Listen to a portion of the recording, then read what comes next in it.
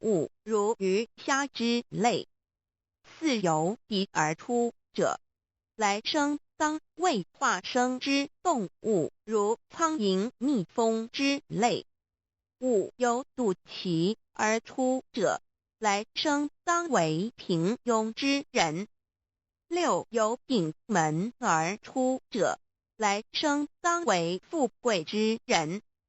上述之路乃生死轮回之路，不能脱出生死之苦。点传师点开玄关正门，这是通天之路，我们不必再走四门，不必再坠入轮回受苦。但是我们必须要真修，否则玄关虽开，我们的灵性仍不能返天，因我们